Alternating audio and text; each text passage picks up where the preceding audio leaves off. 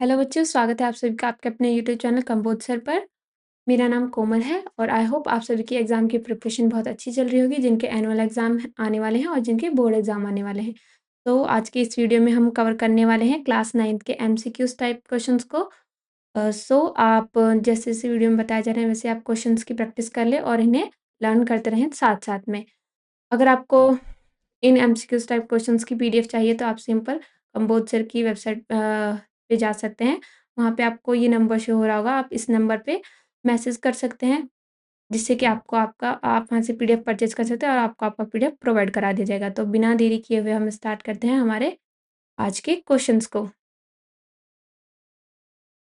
तो हमारा पहला क्वेश्चन है, फ्रांसीसी क्रांति कब प्रारंभ हुई थी? फ्रांसीसी क्रांति कब प्रारंभ हुई थी? ए 1787 ईस्वी में, बी 1789 ईस्वी में, सी 1792 ईस्वी में या फिर डी 1795 ईस्वी में। तो इसका राइट आंसर है आंसर बी 1789 ईस्वी में। अगले क्वेश्चन पे चलते हैं। क्रांति के समय फ्रांस का राजा कौन था? ए लुई 14वां, बी लुई 15वां, सी लुई 16वां या फिर डी लुई 18वां। तो इसका राइट आंसर है आंसर नंबर सी लुई 16वां। अगले क्वेश्चन पे चलते हैं। फ्रांस की क्रांति का तात्कालिक कारण क्या था? ए लुई 16वें की निरंकुशता, बी रिक्त राजकोष, सी दार्शनिकों की भूमिका या फिर डी एस्टेट जनरल का अधिवेशन। तो इसका राइट आंसर होगा आंसर डी एस्टेट जनरल का अधिवेशन। अगले क्वेश्चन पे चलते हैं। बास्तील का पतन कब हुआ? ए 5 मई 1789 ईस्वी में, बी 20 जून 1789 ईस्वी को या फिर सी 30 जून 1789 ईस्वी को या फिर डी 14 जुलाई 1789 ईस्वी को। तो इसका सही आंसर होगा आंसर डी 14 जुलाई 1789 ईस्वी को। क्योंकि ये वीडियो ज़्यादा लॉन्ग हो जाएगा, इसीलिए आप चाहें तो ये पॉज़ करके इसके जितने भी एमसीक्यूज़ टाइप क्वेश्चन हैं उनको पढ़ सकते हैं और इनके आंसर आपको इसी वीडियो में ही दिख रहे होंगे। और हम कुछ क्वेश्चन कवर करेंगे और कुछ जो बच्चे पीडीएफ परचेज़ करेंगे, वो वहाँ से पढ़ सकते हैं, नहीं तो आप वीडियो पॉज़ करके क्वेश्चन को पढ़ लीजिएगा। अगले क्वेश्चन पे चलते हैं हम। The spirit of the laws किसकी रचना है? A Hobbes, B Locke, C Rousseau, D Montesquieu. तो इसका राइट आंसर होगा आंसर नंबर डी मॉन्टेस्क्यू। अगले क्वेश्चन पे चलते हैं। अक्टूबर की क्रांति कब प्रारंभ हुई थी? ए 5 नवंबर 1917 ईस्वी में, बी 6 नवंबर 1917 ईस्वी, सी 7 नवंबर 1917 ईस्वी या फिर डी 8 नवंबर 1917 ईस्वी। तो इसका आंसर क्या होगा? इसका आंसर है बी 6 नवंबर 1917 ईस्वी। अगले क्वेश्चन पे चलते हैं हम। रूस में खूनी रविवार की घटना कब हुई थी? रूस में खूनी रविवार की घटना कब हुई थी? तो इसका आंसर है बी 1905 ईस्वी में। अगले क्वेश्चन पे चलते हैं। क्रांति के समय रूस का सम्राट कौन था? ए जार निकोलस प्रथम, बी जार निकोलस द्वितीय या सी जार अलेक्जेंडर द्वितीय या फिर डी जार अलेक्जेंडर तृतीय। तो इसका राइट आंसर होगा बी जार निकोलस द्वितीय। अगले क्वेश्चन पे चलते हैं। निम्नलिखित में से कौन रूस की क्रांति से संबंधित था? A Lenin, B Abraham Lincoln, C Rousseau, D Bismarck. तो इसका सही आंसर होगा आंसर ए लेनिन। अगले क्वेश्चन पे चलते हैं। रूस में कुलक कौन थे? ए मध्यम वर्ग के लोग, बी गरीब किसान, सी अमीर किसान या फिर डी भूमिहीन मजदूर। तो इसका राइट आंसर होगा सी अमीर किसान। अगले क्वेश्चन पे चलते हैं हम। आप लाइन वाइज सारे क्वेश्चंस को पढ़ लीजिएगा वीडियो पॉज करके और इसके आंसर भी अच्छे से लर्न कर लीजिएगा ताकि आपको क्वेश्चन में कोई दिक्कत ना हो जो एग्जाम में आएंगे। अगले क्वेश्चन पे चलते हैं हम। गिसेप्पे मैज़नी कौन था? ए एक इतावली राष्ट्रवादी, बी एक जर्मन राष्ट्रवादी, सी एक जर्मन प्रोफेसर या फिर डी एक इतावली अर्थशास्त्री। सो इसका राइट आंसर होगा आंसर ए एक इतावली राष्ट्रवादी। अगले क्वेश्चन पे चलते हैं। रेड के नाम से किन्हें जाना जाता था? ए बोल्शेविकों को, बी मेंशेविकों को, सी उदारवादियों को या फिर डी रूढ़िवादियों को। तो इसका राइट आंसर है ए बोल्शेविकों को। अगले क्वेश्चन पे चलते हैं हम। क्योंकि सारे क्वेश्चन हैं इस वीडियो में कवर नहीं हो सकते, तो आप वीडियो को पॉज कर सकते हैं या फिर आप ये पीडीएफ परचेज कर सकते हैं और उसे पढ़ सकते हैं। अगला क्वेश्चन पे चलते हैं हम।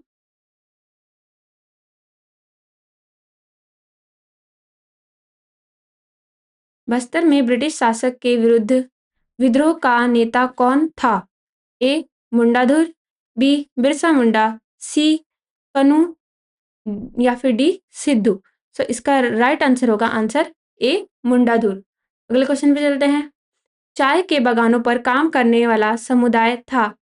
ए येरुकुला, बी कोरवा, सी संथाल या फिर डी ये सभी। तो इसका राइट आंसर होगा आंसर सी संथाल।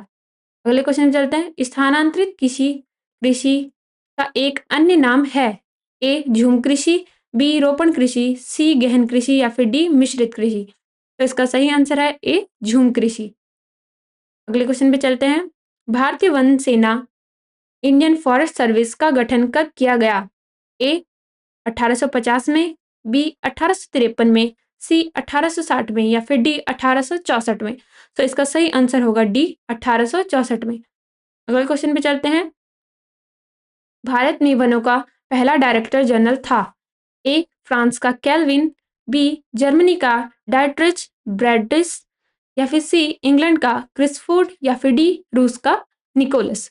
तो इसका सही आंसर होगा आंसर बी जर्मनी का डायट्रिच ब्रैडिस। अगले क्वेश्चन पे चलते हैं।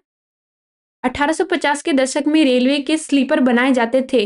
ए सीमेंट से, बी लोहे से, सी लकड़ी से या फिर डी इनमें से कोई नहीं। तो इसका राइट आंसर होगा आंसर नंबर सी लकड़ी से। अगले क्वेश्चन पे चलते हैं। 1906 में 1906 में इंपीरियल फॉरेस्ट रिसर्च इंस्टीट्यूट की स्थापना हुई? ए देहरादून में, बी कोलकाता में, सी दिल्ली में या फिर डी मुंबई में। तो इसका राइट आंसर होगा ए देहरादून में। अगले क्वेश्चन पे चलते हैं अब हम अपने। जो क्वेश्चन आपको नहीं पढ़ाए जा रहे इस वीडियो में, आप उनको पॉज करके अच्छे से पढ़ सकते हैं, उनके आंसर भी लर्न कर सकते हैं। आंसर भी आपको दे रखे हैं वीडियो में। अगला क्वेश्चन है हमारा। गद्दी चरवाहों का निवास है? ए उत्तर प्रदेश, बी केरल, सी हरियाणा, डी हिमाचल प्रदेश। तो इसका राइट आंसर होगा डी हिमाचल प्रदेश। अगले क्वेश्चन पे चलते हैं। गढ़वाल तथा कुमायूं के गुज्जर पशुपालक गर्मियों में शुष्क वन क्षेत्र में आ जाते हैं। इन वनों को कहते हैं? ए भाबर, बी बुग्याल, सी बांगर या फिर डी खादर। तो इसका राइट आंसर होगा ए भाबर। अगले क्वेश्चन पे चलते हैं। गुज्जर बकरवाल रहने वाले हैं? ए हरियाणा के, बी उत्तर प्रदेश के, सी जम्मू और कश्मीर के या फिर डी पश्चिम बंगाल के। तो उसका राइट आंसर होगा सी जम्मू और कश्मीर के। अगले क्वेश्चन पे चलते हैं। गुज्जर बकरवालों का व्यवसाय था? ए भेड़ बकरियां पालना, बी घोड़े और खच्चर पालना, सी गाय और भैंसे पालना या फिर डी ये सभी। तो इसका राइट आंसर होगा आंसर सी गाय और भैंसे पालना। अगला क्वेश्चन। उच्च पर्वतों पर स्थित विशाल चारागाहों को कहते हैं? ए तराई, बी भाबर, सी बुग्याल या फिर डी भोटिया। उसका राइट आंसर होगा आंसर नंबर सी बुग्याल। अगला क्वेश्चन। रायका रहते हैं? ए राजस्थान, बी महाराष्ट्र, सी गुजरात या फिर डी हरियाणा। तो इसका राइट आंसर होगा ए राजस्थान। अगले क्वेश्चन पे चलते हैं। आप इस वीडियो में पॉज करके ये सारे क्वेश्चंस लर्न कर सकते हैं, प्रैक्टिस कर सकते हैं इनके अच्छे से। आपको वीडियो में शो हो रहे होंगे।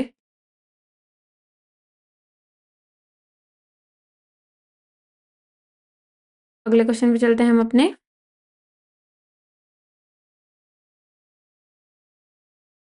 तो हमारा अगला क्वेश्चन है। एक स्थलीय भाग जो 3 ओर से समुद्र से घिरा हो कहलाता है? ए तट, बी प्रायद्वीप, सी द्वीप या फिर डी इनमें से कोई नहीं। सो इसका राइट आंसर होगा आंसर बी प्रायद्वीप। अगले क्वेश्चन पे चलते हैं। भारत के पूर्वी भाग में म्यांमार की सीमा का निर्धारण करने वाले पर्वतों का संयुक्त नाम है? ए हिमाचल, बी पूर्वांचल, सी उत्तराखंड या फिर डी इनमें से कोई नहीं। तो इसका राइट आंसर होगा बी पूर्वांचल। अगले क्वेश्चन पे चलते हैं। गोवा की दक्षिण में स्थित पश्चिम तटीय पट्टी है? ए कोरोमंडल, बी कन्नड़, सी कोंकण या फिर डी उत्तरी सरकार। तो इसका राइट आंसर होगा आंसर बी कन्नड़। अगले क्वेश्चन पे चलते हैं। पूर्वी घाट का सर्वोच्च शिखर है? ए अनाईमुंडी, बी महेंद्रगिरी, सी कंचनजंगा या फिर डी खासी। तो इसका सही आंसर होगा बी महेंद्रगिरी। अगला क्वेश्चन। विश्व की सबसे ऊंची पर्वत श्रेणी कौन सी है? ए हिमालय, बी आल्पस, सी एंडीज या फिर डी विंध्याचल। तो इसका राइट आंसर होगा आंसर ए हिमाचल। अगला क्वेश्चन। हिमालय का सबसे ऊंचा शिखर कौन सा है? ए माउंट एवरेस्ट, बी कंचनजंगा, सी नीलगिरी या फिर डी नंगा पर्वत। तो इसका राइट आंसर होगा आंसर ए माउंट एवरेस्ट। अगले क्वेश्चन पे चलते हैं। पश्चिम तटीय मैदान का उत्तरी भाग कहलाता है? ए कन्नड़ मैदान, बी कोंकण, सी मालाबार तट या फिर डी इनमें से कोई नहीं। तो इसका राइट आंसर होगा बी कोंकण। अगला क्वेश्चन। लूनी नदी किस क्षेत्र की सबसे बड़ी नदी है? ए उत्तरी मैदान की, बी प्रायद्वीप पठार की, सी तटीय मैदान की या फिर डी भारतीय मरुस्थल की। इसका राइट आंसर होगा डी भारतीय मरुस्थल की। अगला क्वेश्चन। दक्कन ट्रैप के नाम से जाना जाता है? ए थार का मरुस्थल, बी तटीय मैदान, सी प्रायद्वीप पठार या फिर डी भारतीय द्वीप समूह। तो इसका राइट आंसर होगा सी प्रायद्वीप पठार। आप इन क्वेश्चन जितने भी एमसीक्यूज टाइप कराए जा रहे हैं उनके अच्छे से प्रैक्टिस कर लीजिएगा और उनको अच्छे से याद कर लीजिएगा, और जिससे कि आपको आपके एग्जाम में कोई दिक्कत ना हो और आपके फुल मार्क्स आ जाएं।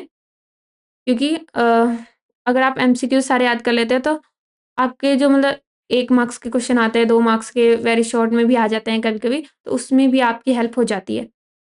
अगला क्वेश्चन है। नर्मदा तथा ताप्ती नदियां समुद्र में गिरने से पहले कौन सी भू आकृति बनाती हैं? ए डेल्टा, बी ज्वार नद, सी बाढ़ का मैदान या फिर डी गॉर्ड्स। तो इसका सही आंसर होगा बी ज्वार नद। अगला क्वेश्चन। वुलर झील निम्नलिखित में से किस राज्य में स्थित है? ए राजस्थान, बी पंजाब, सी उत्तर प्रदेश या फिर डी जम्मू कश्मीर। तो इसका राइट आंसर होगा डी जम्मू कश्मीर। अगला क्वेश्चन। नर्मदा नदी का उद्गम कहां से है? ए सतपुड़ा, बी अमरकंटक, सी ब्रह्मगिरी या फिर डी पश्चिमी घाट के ढाल। तो इसका सही आंसर होगा बी वुलर अमरकंटक। अगले क्वेश्चन पे चलते हैं। निम्नलिखित में से कौन सी लवणीय जल वाली झील है? ए सांभर, बी वुलर, सी डल या फिर डी गोविंद सागर। तो इसका राइट आंसर होगा ए सांभर। अगले क्वेश्चन पे चलते हैं। निम्नलिखित में से कौन सी नदी प्रायद्वीप भारत की सबसे बड़ी नदी है? ए नर्मदा, बी गोदावरी, सी कृष्णा या फिर डी महानदी। तो इसका राइट आंसर होगा बी गोदावरी। अगला क्वेश्चन है। निम्नलिखित नदियों में से कौन सी नदी भ्रंश घाटी से होकर बहती है? ए महानदी, बी कृष्णा, सी तुंगभद्रा या फिर डी ताप्ती। तो इसका राइट आंसर होगा डी ताप्ती। अगले क्वेश्चन पे चलते हैं।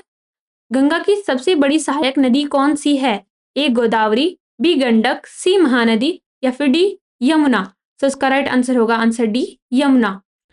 अगला क्वेश्चन। पश्चिम बंगाल का शोक किस नदी को कहा जाता है?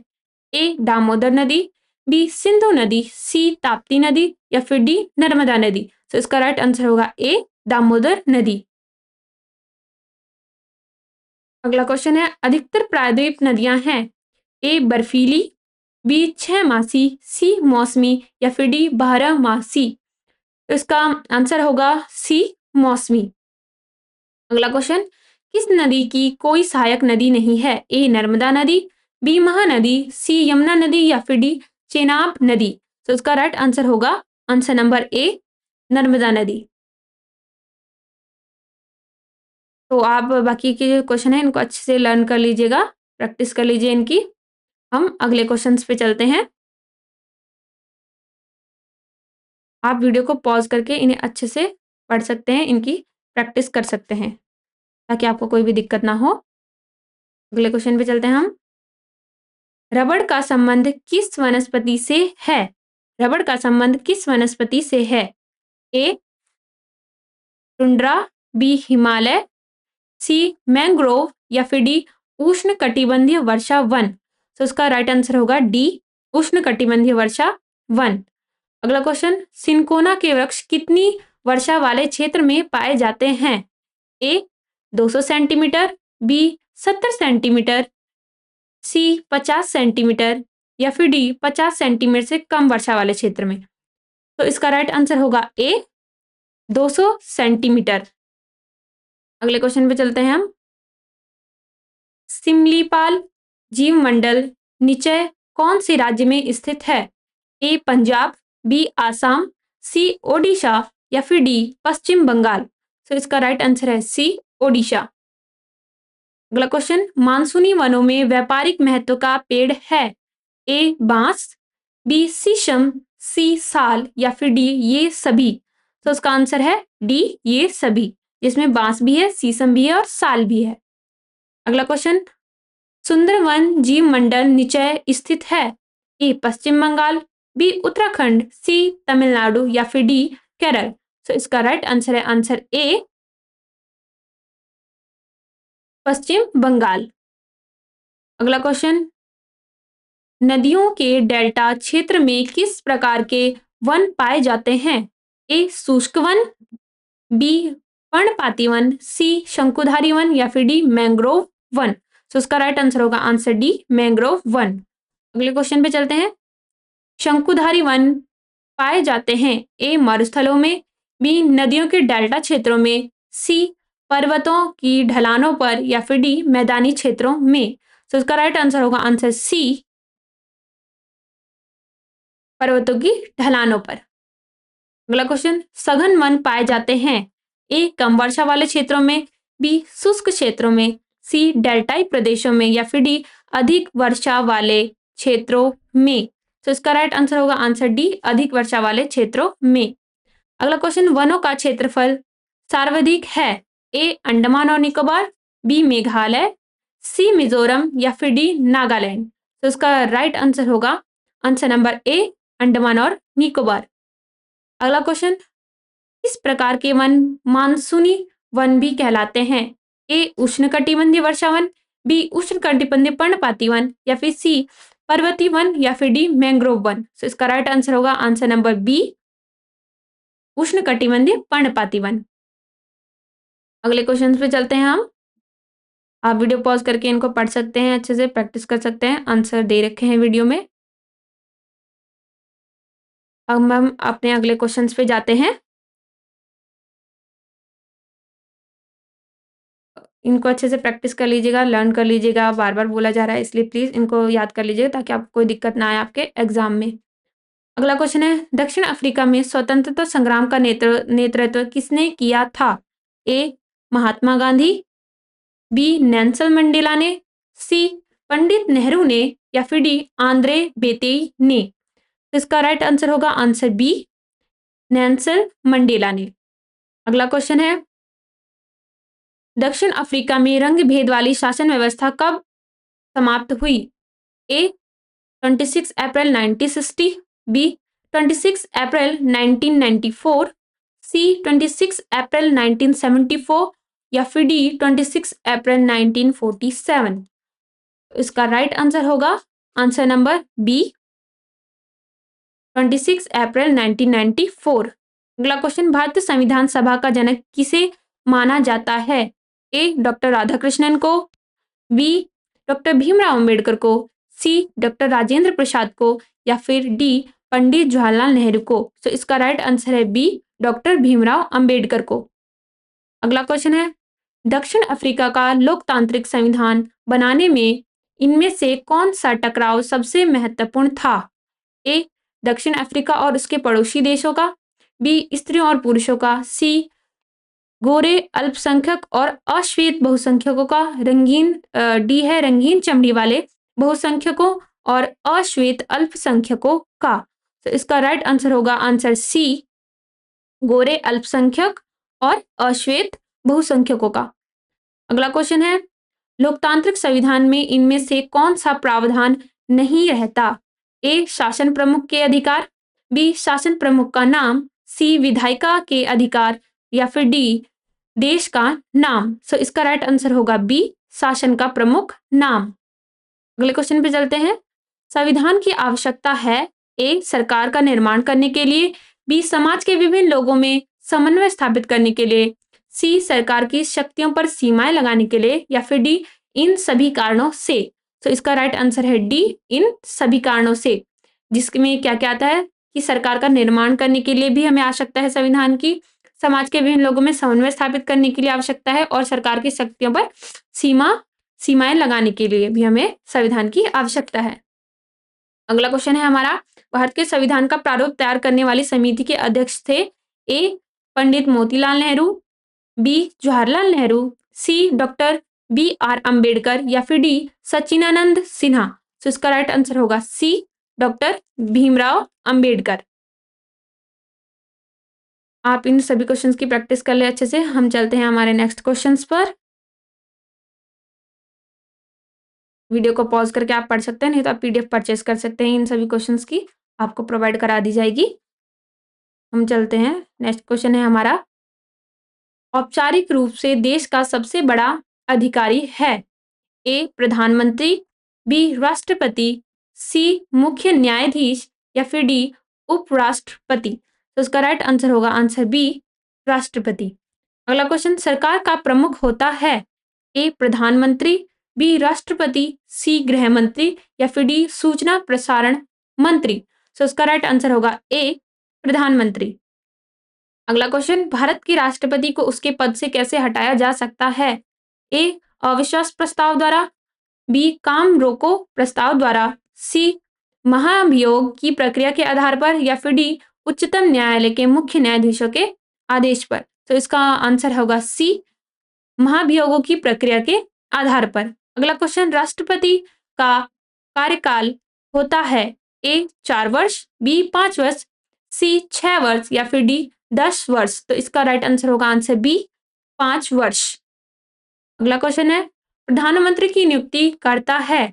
ए संसद, बी उच्चतम न्यायालय, सी राष्ट्रपति, या फिर डी उपराष्ट्रपति। तो इसका हमारा राइट आंसर होगा सी, राष्ट्रपति। अगला क्वेश्चन, उच्च न्यायालय के मुख्य न्यायाधीश की नियुक्ति करता है? ए राष्ट्रपति, बी प्रधानमंत्री, सी राज्यपाल, या फिर डी मुख्यमंत्री। तो इसका राइट आंसर होगा ए, राष्ट्रपति। अगले क्वेश्चन पे चलते हैं हम। आप वीडियो पॉज करके इनको अच्छे से लर्न कर लीजिए, प्रैक्टिस कर लीजिए। हमारे अगले क्वेश्चन है,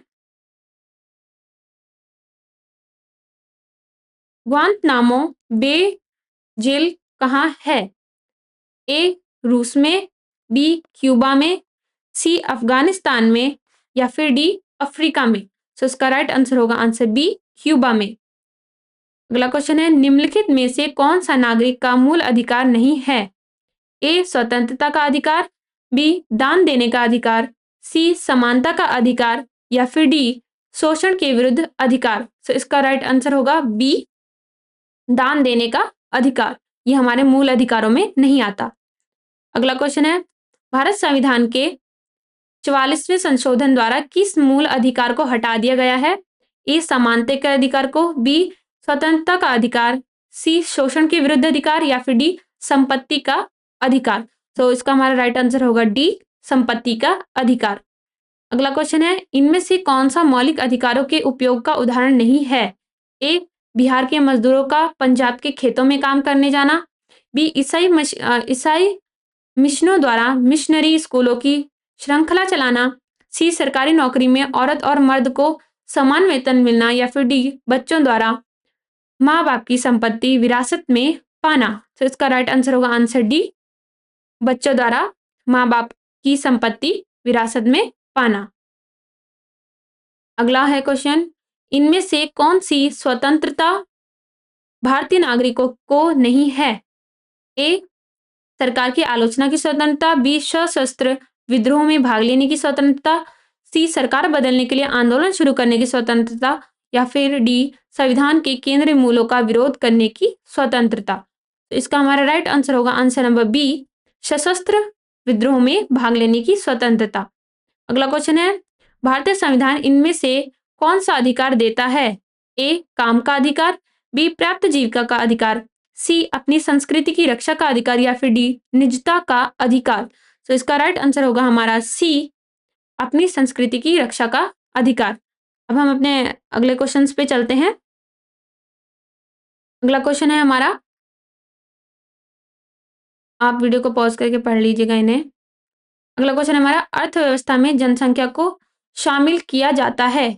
ए परिसंपत्ति के रूप में, बी धन के रूप में, सी मूल्य के रूप में, या फिर डी इन सभी के रूपों में। तो उसका राइट आंसर होगा आंसर नंबर ए, परिसंपत्ति के रूप में। अगला क्वेश्चन, मानव पूंजी निर्माण होता है? ए शिक्षा के निवेश से, बी प्रशिक्षण के निवेश से, सी चिकित्सा के निवेश से, या फिर डी ये सभी सत्य हैं। तो इसका राइट आंसर होगा डी, इन सभी से ही होता है मानव पूंजी का निर्माण। शिक्षा के निवेश से भी होता है, प्रशिक्षण के निवेश से भी होता है, और चिकित्सा के निवेश से भी होता है। अगला क्वेश्चन है, मानव पूंजी जनसंख्या में वृद्धि, मानव पूंजी है? ए जनसंख्या में वृद्धि, बी भौतिक पूंजी में वृद्धि, सी कौशल एवं निहित ज्ञान का स्टॉक, या फिर डी रोजगार में संलग्न लोग। तो इसका हमारा राइट आंसर होगा सी, कौशल एवं निहित ज्ञान का स्टॉक। अगला क्वेश्चन, जनसंख्या है? ए भौतिक संसाधन, बी प्राकृतिक संसाधन, सी मानव संसाधन, या डी ये सभी सत्य। तो इसका हमारा राइट आंसर होगा सी, मानव संसाधन। अगला क्वेश्चन है, मानव पूंजी का निर्माण देश की उत्पादकता शक्ति को ए बढ़ाता है, बी कम करता है, सी स्थिर रखता है, या फिर डी ये सभी सत्य। तो इसका हमारा राइट आंसर होगा ए, बढ़ाता है। अगला क्वेश्चन है, मानव पूंजी अन्य संसाधनों से श्रेष्ठ है क्योंकि मानव संसाधन ए भूमि और पूंजी का प्रयोग कर सकता है, बी संसाधनों की उत्पादकता में तीव्र वृद्धि ला सकता है, सी विकास के लाभ को सभी लोगों तक पहुंचा सकता है, या फिर डी उपयुक्त सभी सत्य। तो इसका राइट आंसर होगा हमारा डी, उपयुक्त सभी सत्य। अगला क्वेश्चन है, कृषि वानिकी व पशुपालन कौन से क्षेत्र के अंतर्गत आते हैं? ए प्राथमिक, बी द्वितीयक, सी तृतीयक, या फिर डी इनमें से कोई नहीं। इसका राइट आंसर होगा आंसर ए, प्राथमिक। अगले क्वेश्चन पे चलते हैं हम। आप वीडियो पॉज करके इनको पढ़ सकते हैं, आपको क्वेश्चन सारे शो हो रहे होंगे स्क्रीन पे। हम हमारे अगले क्वेश्चन पे चलते हैं।